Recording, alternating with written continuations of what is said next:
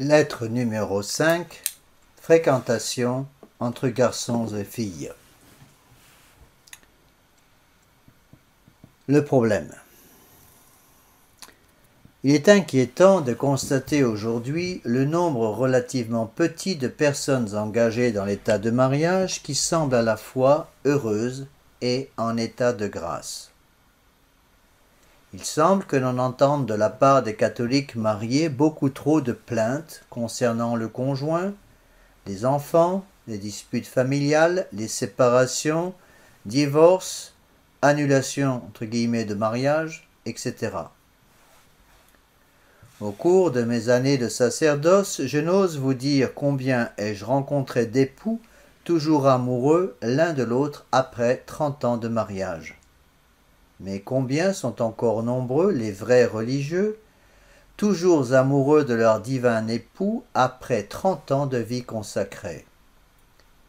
Il est également fort triste de voir comment de nombreux jeunes catholiques envisagent aujourd'hui les relations entre jeunes hommes et jeunes filles qui se préparent en principe au mariage, et c'est le sens très précis qui est donné au mot « fréquentation » dans cette lettre. Il est à craindre que le nombre de ceux qui suivent la loi de Dieu dans ce domaine soit bien petit, même, hélas, parmi les catholiques traditionnels.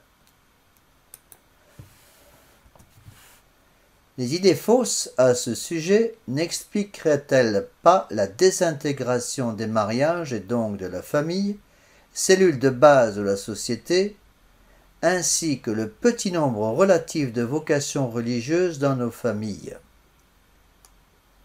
Si c'était à refaire, épouseriez-vous de nouveau la même personne?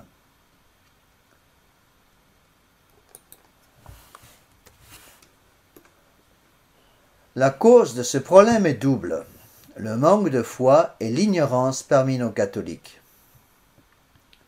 Notre foi est souvent faible, imprégnée de libéralisme, de matérialisme, de naturalisme, de mondanité, de manque d'esprit d'obéissance et de pénitence. Ne cherchons-nous pas que trop à plaire au monde et à notre Seigneur Jésus-Christ en même temps? Mais Dieu quittera notre cœur si nous adorons une de ses créatures, car il ne peut tolérer ce péché d'idolâtrie. Premièrement, manque de foi et ignorance de ce qu'est le mariage.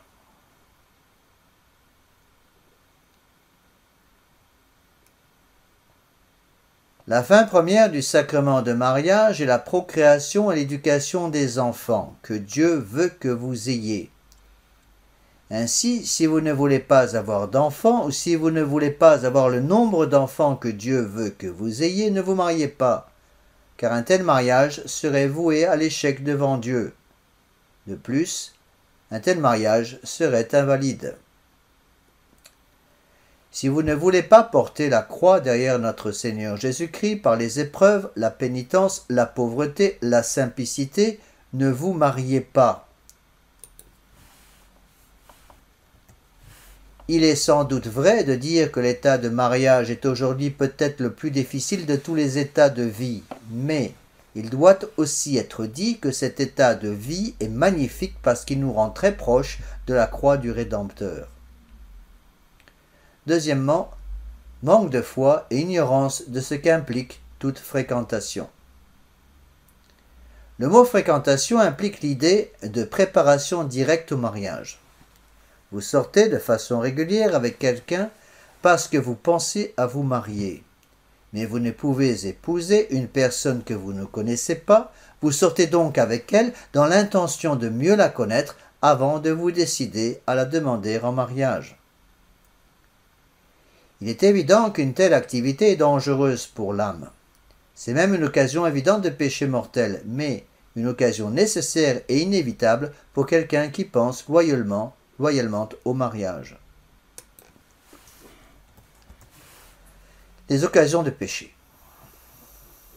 Une occasion de péché est une personne, un endroit, un objet qui peuvent nous conduire à offenser Dieu. Une occasion de péché peut être nécessaire, Elle ne peut être évitée car elle est une partie intégrante du devoir d'État.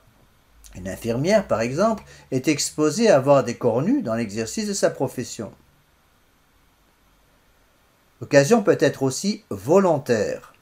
On s'expose au péché par présomption, en jouant avec le feu et la grâce de Dieu, par exemple un jeune homme qui va passer la soirée dans la boîte de nuit locale.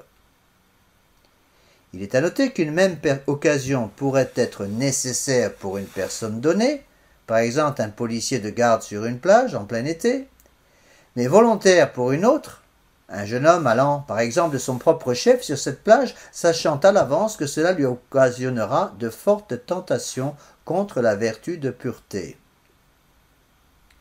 Troisièmement, l'occasion de péché peut être prochaine. La tentation se présente de manière très forte, un jeune homme regardant un film très douteux par exemple, ou une occasion de péché éloignée, il est relativement facile de repousser la tentation. Par exemple, un vieillard de 95 ans, presque aveugle, regardant le même film. On pêche mortellement en s'exposant à une occasion de péché mortel qui est volontaire et prochaine. Un prêtre ne pourrait validement absoudre une personne qui refuserait de fuir une telle occasion de péché. Fréquenter peut donc devenir un péché ou non selon les circonstances. Une personne qui fréquente se doit de protéger son âme. Si la fréquentation est justifiée, l'occasion de péché devient nécessaire et non coupable quand les moyens proportionnés sont utilisés pour sauvegarder l'état de grâce des deux parties. En cas contraire, la fréquentation devient une occasion volontaire prochaine de péché mortel et donc gravement coupable. C'est toujours un péché grave de présomption de fréquenter si l'on sait qu'une telle fréquentation ne peut en aucun cas conduire à un mariage catholique dans un futur proche. Et des parents qui laisseraient leurs enfants se fréquenter dans de telles conditions ne sauraient être excusés du péché grave de scandale indirect. Nous avons tous trop tendance, consciemment ou non, à tricher avec les lois de Dieu. Règle à suivre pour une fréquentation catholique. Premièrement, si vous n'êtes pas assez mûr pour vous marier, vous n'êtes pas assez mûr pour fréquenter. Une personne peut être considérée comme mûre si elle est capable d'utiliser sa raison avant de suivre son cœur et ses sentiments. La plupart des hommes ne sont pas mûrs avant l'âge de 23 à 25 ans et la plupart des femmes avant l'âge de 20 à 22 ans. Cette maturité doit être physique, psychologique, émotionnelle et spirituelle. Deuxièmement, connaissez bien votre fiancé avant de vous marier.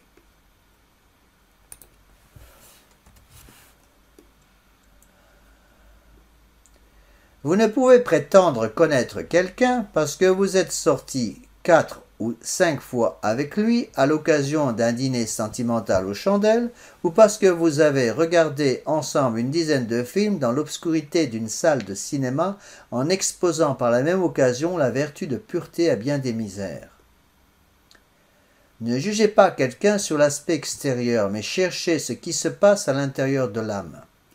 Ainsi, par exemple, pour connaître votre futur mari, voyez comment il se comporte pour faire jouer vos petits cousins, une vingtaine de petits garnements au cours d'une réunion de famille, ou comment il agit dans son lieu de travail avec la secrétaire en mini-jupe quand il ne se sait pas observé par vous. Troisièmement, un homme sans travail stable ne peut se marier puisqu'il n'a pas les moyens de supporter une famille. S'il ne peut se marier, il ne peut fréquenter. S'il fréquente sans avoir un travail, c'est là une preuve de grand manque de maturité. Si l'Église n'ordonne pas ses prêtres avant qu'ils aient 24 ans, et jamais sans leur avoir donné 5 ou 6 ans de formation, c'est qu'il doit bien avoir une raison. Un adolescent ne peut en aucun cas fréquenter. Il est encore trop jeune. incapable d'utiliser sa raison avant son cœur. Les parents qui laissent sortir leurs adolescents, les laissant danser, porter des bijoux, user des produits cosmétiques, des vêtements immodestes, sont des aveugles conducteurs d'aveugles. Ils peuvent se rendre coupables d'un grave péché de scandale indirect et se placent avec leurs infortunés enfants sur le chemin de l'enfer. Ensemble, ils tomberont dans la fosse. Quatrièmement, assurez-vous que la personne que vous fréquentez est un catholique traditionnel convaincu, en paroles et en action. Ne fréquentez jamais un non-catholique. Ce serait un véritable suicide spirituel. Comment pouvez-vous espérer rester en état de grâce si votre conjoint s'oppose à tout ce que vous essayez de faire pour notre Seigneur Jésus-Christ? Apprenez à bien connaître vos futurs beaux-parents et voyez quel type d'éducation votre fiancé a reçu d'eux.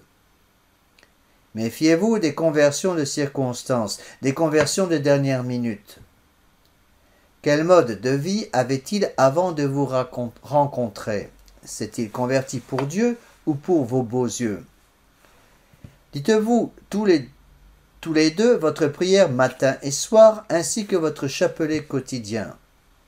Faites-vous votre communion dominicale suivie d'une fervente action de grâce? Vous confessez-vous au moins une fois par mois? Avez-vous des convictions catholiques profondes? Êtes-vous fermement décidé à honorer notre Seigneur Jésus-Christ comme roi de votre famille et à rejeter la télévision? Il est bien sûr très recommandé de suivre une retraite fermée selon les exercices de Saint Ignace en 5 jours avant de se marier, afin de s'assurer, autant que faire se peut, qu'aucune des deux parties n'a de vocation religieuse et pour affermir sa foi.